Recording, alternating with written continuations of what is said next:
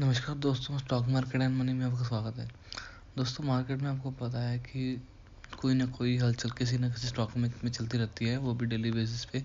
अब चाहे वो ड्यूरिंग द मार्केट हो, चाहे वो आफ्टर द मार्केट, चीज़ें हमेशा स्टॉक में, कंपनीज में कुछ ना कुछ एक्टिविटीज़ चलती रहती है, जो कि उसको आज अगर वो मान लो न्यूज़ मार्केट के बाद में आई है, टाइमिंग के बाद में आई, तो उसका जो रिएक्शन आता है इन्वेस्टर्स का, रिटेल या कंपनी कोई भी रिएक्शन आता है, वो अपने को नेक्स्ट डे पता चलता है। आपको पता है कि मार्केट की टाइमिंग 7-9 बजे से दोपहर 3:15 बजे तक चलती है, पर इस टाइम के अलावा भी मार्केट में बैक एंड में कुछ एक्टिविटीज़ चलती रहती है। वो एक्टिविटीज़ कभी नहीं रुकती, कुछ ना कुछ कॉर्पोरेट एक्शन चलता ही रहता है। कुछ ऐसी खबर आपको पता है आज एक स्टॉक में आई है, जिसके बारे में आज हम डिस्कस भी करने वाले हैं। फर्स्ट ऑफ ऑल दोस्तों, अगर आप मेरी वीडियोस को देखते हैं तो आपको ये चीज़ मैं बता दूं कि अगर आप मार्केट में अपना रिस्क कम करना चाहते हैं तो प्लीज़ वीडियोस को पूरा देखें। इसीलिए और मैं आपको यही समझाता हूँ कि अगर आप कि मैं यहाँ पे आपको कभी भी बाय का या सेल का रिकमेंडेशन नहीं दूंगा। मेरा जो मेन फोकस रहता है वो आप लोगों को स्टॉक्स के बारे में न्यूज़ को कवर करना, और जिन जिन भी स्टॉक्स के बारे में आप में बात करता हूँ उनकी फाइनेंशियली कितने स्ट्रॉन्ग हैं, उनके नंबर्स, ये सब आपको लॉजिकली दिखाना और आपको समझाना कि आज आप किस भी कंपनी में अगर इन्वेस्ट कर रहे हो तो वो कंपनी कितनी पावरफुल है या कितनी स्ट्रॉन्ग है अपने फाइनेंशियल्स के हिसाब से। तो आज मैं किसी भी स्टॉक में आज इसी तरह मैं आपको एक स्टॉक के बारे में कवर करने वाला हूँ, जो कि एक डिपॉजिटरी सेक्टर से भी बिलोंग करती है और एक मोनोपोली टाइप की कंपनी है। ये मैं आपको इसलिए कह रहा हूँ क्योंकि इस कंपनी का जिस टाइप का बिजनेस है, उस सिमिलर बिजनेस में आज के टाइम पे इस मार्केट में कोई भी कंपनी लिस्टेड नहीं है उसके अलावा। तो इसीलिए आज मैं आपको बता रहा हूँ कि ये एक मोनोपोली टाइप की कंपनी है। जैसे आप टेलीकॉम सेक्टर में देखेंगे तो जियो या एयरटेल, इसके अलावा तो तीसरी कंपनी कोई भी नहीं है मार्केट में। तो यही दो ऑप्शन है। तो उसी तरह आज स्टॉक मार्केट के अंदर भी यही एक कंपनी है, इसके अलावा इसी सिमिलर बिजनेस में कोई भी कंपनी वर्किंग नहीं कर रही, जिसके और आज हम इसी कंपनी के बारे में बात करने वाले हैं। तो चलिए दोस्तों, शुरू करते हैं। तो दोस्तों, जिस स्टॉक के बारे में आज हम बात करने वाले हैं उसका नाम है CDSL, central depository service India limited, जो कि एक जैसे मार्केट में जो शेयर सर्कुलेट करने हैं तो एक्सचेंजेस से, तो ये इन सब चीज़ों को ऑपरेट करता है CDSL। तो जो भी अपने ट्रांजैक्शन करते हैं वो इनके थ्रू ही होकर जाती है। इन्होंने ही एंड लास्ट जो ट्रांजैक्शंस करनी होती है। तो अगर आप इनका आज का चार्ट पैटर्न देखोगे तो ये 5% 5.7% डाउन चल रहा है, 92 पॉइंट्स डाउन ही चल रहा है। और इसका लास्ट 5 दिन का भी चार्ट पैटर्न देखोगे तो आप ये देखोगे कि फॉल आया है कहाँ से। ये कल न्यूज़ आई थी 26 मार्च को, उस टाइम 1811 रुपये का चल रहा था। उसके बाद में जैसे ही न्यूज़ आई है तो आज मार्केट का रिएक्शन है, तो अभी ये 1696 रुपये चल रहा है। इसका लास्ट एक महीने का आप देखोगे तो अभी 11% डाउन है। लास्ट 6 महीने का आप देखोगे तो 25% की रिटर्न अभी भी इसने अपने इन्वेस्टर्स को दिए हैं। एक साल का देखोगे तो काफ़ी गजब की तेज़ी दिखाई है। 86% के इसने इम्प्रूवमेंट दिखाई है और इन्वेस्टर को तो अच्छा खासा पैसा बना के दिया है। आप देखेंगे कि यहाँ पे इसका जो टॉप हाई है, एकदम हाई, वो उसने बनाया था 2000 रुपये का। एक साल के अंदर 2000 रुपये आया है। यही आप इसका 5 साल का आज का चार्ट पैटर्न देखोगे तो कैसे बॉटम से डाउन से ऊपर ही चल रहा है।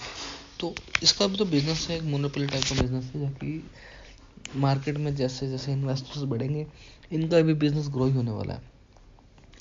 अब कभी कभी क्या होता है मार्केट में, जब आज मार्केट बुल रन में चल रहा है तो इन्वेस्टर्स हैं, रिटेल इन्वेस्टर्स भी बहुत ज़्यादा आते हैं।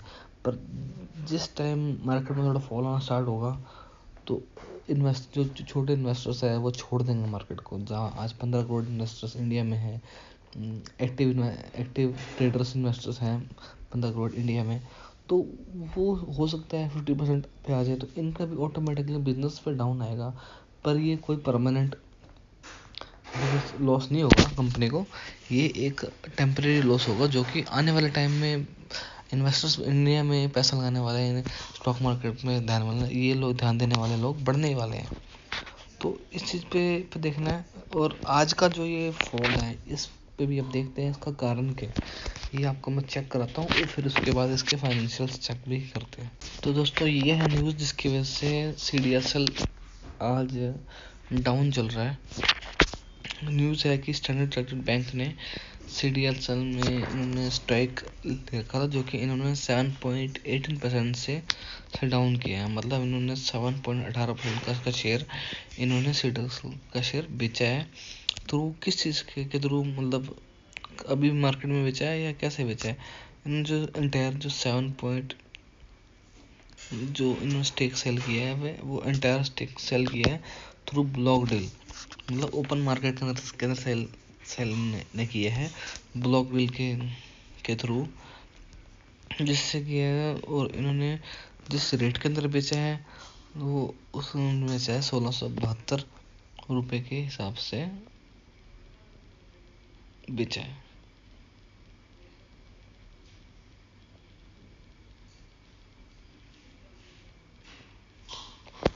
तो इसमें आप ये भी देखेंगे इन्होंने जिस कितने का माल बेचा है, इन्होंने माल बेचा है $151 मिलियन का माल बेचा है, जो कि इन्होंने बेचा है 1672 रुपये के रेट पे बेचा है। 6.5% के डिस्काउंटेड प्राइस पे इन्होंने माल बेचा है। ठीक है, जो कल की जो प्राइसिंग थी उससे भी डाउन में, ज़्यादा नहीं डाउन में। तो मार्केट को बस कारण मिल रहा है कि अगर इतनी बड़ी ब्लॉक डील हुई है, माल बेचा गया इतने कम 6.5% डाउन में, तो इसकी वजह से मार्केट में थोड़ा तो रिएक्शन आता ही है। पर इसका मतलब ये नहीं है कि ये जो स्टॉक है ये ख़त्म हो गया है, ऐसा कुछ भी नहीं है। इस टाइप का ऐसा कुछ भी नहीं है। स्टॉक अभी बहुत अच्छा परफॉर्म कर रहा है, इसने इन्वेस्टर्स को पैसा भी बना के दिया है। बट ये छोटी मोटी चीज़ें चलती रहती है मार्केट में, और इसका ये रिएक्शन है एक टाइप का। ऐसा नहीं है अभी स्टॉक अभी उठेगा, नहीं उठेगा, टाइम लगेगा, हो सकता है 1 महीने में आ जाए, हो सकता है ज़्यादा टाइम लगे, पर वो सब इफ बट वाली बातें। अब चलिए दोस्तों इसके फाइनेंशियल्स भी मैं आपको चेक करवा देता हूँ। तो दोस्तों ये आगे हम CDSL के फाइनेंशियल्स चेक करने। आज का प्राइस देखेंगे तो 1718 रुपये पे चल रहा है। और अगर ये आप देखेंगे इसका मार्केट कैप है 17,958 करोड़ का मार्केट कैप। फेस वैल्यू 10 की है, PE रेशियो 56 का है। ठीक है, कैश ठीक है, डेब्ट कर्जा है नहीं। प्रमोटर होल्डिंग 50% की है, तो प्रमोटर होल्डिंग तो इस टाइप के स्टॉक्स की कमी रहती है। इसमें FIDS रिटेल बिजनेस आपको ज़्यादा मिलेंगे। प्रॉफिट ग्रोथ 3.5% की है। सेल्स ग्रोथ भी है, ROE ROC ये तो जैसे जैसे धंधा बढ़ेगा उस हिसाब से ये चीज़ें भी बढ़ जाती है। और देखिए इनका जो बिजनेस है, इनके बिजनेस में ये अपने टॉप पे है। इनके सिमिलर बिजनेस जैसी कंपनी अभी मार्केट में कोई भी नहीं है। आज आप इनका ये देखेंगे शेयर होल्डिंग पैटर्न, तो इसका देखेंगे कि कोई भी शेयर नहीं है। सबसे ज़्यादा पब्लिक ने के पास शेयर है इनके 45% के हैं, DAS 28% है, प्रमोटर 15% है, और फॉरेन इन्वेस्टर्स लगभग 11% के शेयर लेके बैठे हैं। कंपनी का ऐसे कोई भी नेगेटिव पॉइंट नहीं है। लास्ट क्वार्टर के नंबर देखेंगे, अभी जो आप अगर इसमें आप पैसा लगाने का सोचो तो इसके जो फोर्थ क्वार्टर के जो नंबर आएंगे उनको जरूर चेक करना, उसके बाद ही कोई डिसीजन लेना। लास्ट क्वार्टर के जो इनके नंबर थे वो 169 CR के थे, जो कि वो भी ग्रोथ है। उससे पहले 163 के थे, उससे पहले 122। पर अगर प्रॉफिट की बात करें तो प्रॉफिट भी इनका क्वार्टरली वाइज बढ़ा ही है, जो कि पिछले क्वार्टर में था 105 का, उससे पहले 103, उससे पहले 69। क्योंकि उससे बाद डायरेक्टली 69 से 103 क्यों हुआ? क्योंकि रिटेल इन्वेस्टर्स की जो भागीदारी है मार्केट में अब बहुत ज़्यादा हो रही है, जिसकी वजह से मार्केट भाग रहा है, और जिसकी वजह से इस कंपनी को भी फ़ायदा हो रहा है, क्योंकि इनका बिजनेस इसी चीज़ से जुड़ा हुआ है।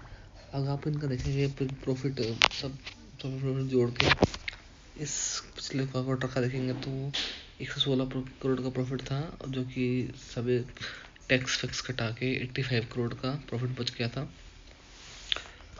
और अगर आप देखेंगे इनका एनुअल प्रॉफिट एंड लॉस देखेंगे तो 4.5 करोड़ का इस साल का इनका दिख रहा है।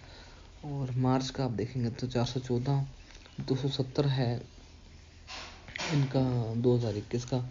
और ये तो इनकी होगी नेट सेल्स। अब इनका प्रॉफिट की बात करेंगे तो 266 है। और पिछले साल में 2022 में आप देखेंगे तो 282 की थी, और मार्च 21 में 171 की थी।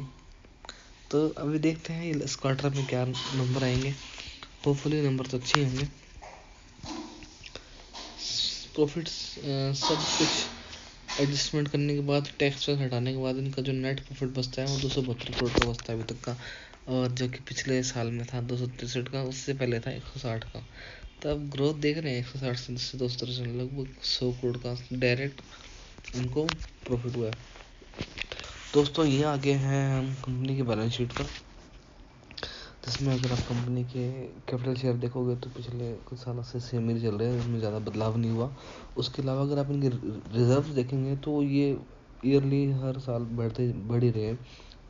कर्जे वाली चीज़ इन कंपनी में, इस कंपनी में स्टार्टिंग से बिल्कुल भी नहीं है, क्योंकि इनका बिजनेस कुछ इस टाइप का है कि इनको कर्जे वर्जे की जरूरत नहीं पड़ती। इनका जो सारा काम एक टाइप से लाइबिलिटीज़ का है, सर्विस प्रोवाइड करना है, तो इनको ज़्यादा कर्जे वर्जे की जरूरत नहीं पड़ती। तो बेसिस ऑन दिस कंपनी मुझे तो बुरी नहीं लगती। सॉरी। अगर इनका आप कैश फ्लो के अंदर प्रॉफिट फ्रॉम ऑपरेशन, मतलब जो इन्होंने ऑपरेशन जो इनका मेन काम है उस करके उन्होंने जो प्रॉफिट कमाया है, उसके भी अगर आप ग्रोथ देखेंगे तो मार्च 2023 में 344 की अभी तक की ग्रोथ दिखाई है, जो कि पिछले साल 337 की थी। 2021 में देखेंगे तो 206 की थी, उससे पहले 97 की थी। तो इसमें भी लगातार अपना ग्रोथ को हमको ग्रोथ दिख ही रही है। तो इन चीज़ों को कुछ आप देखकर अपने रडार पर रख सकते हैं। ज़रूर इस कंपनी का बिज़नेस को चेक करें, इनकी वेबसाइट्स पर आपको पता लगेगा कि कंपनी का मेन बिज़नेस क्या है, कंपनी कैसे ऑपरेशंस करती है। तो आपको थोड़ा और कंपनी के बारे में थोड़ा और नॉलेज मिलेगा। अगर आप सोच रहे हो कंपनी में इस कंपनी में इन्वेस्ट करने का, या आप करंट प्राइस देखने के बाद इस पर थोड़ा इसको अपना रडार पर भी रख सकते हैं। पर ध्यान रखें, मैंने इस स्टॉक के बारे में आपको जितना भी बताया है, उसके अलावा आप अपनी प्रिपरेशन ज़रूर करें। बिना वीडियो सिर्फ वीडियो देखने के बेस पर ही इस कंपनी में पैसा ना लगाएं। अपना फंडामेंटल एनालिसिस इस कंपनी को रिसर्च करके उसके बाद ही कोई डिसीजन लें। तो आज के लिए धन्यवाद। दोस्तों, अगर वीडियो अच्छा लगा हो तो प्लीज़ वीडियो पर लाइक, कमेंट और चैनल को सब्सक्राइब ज़रूर करें। Thank you.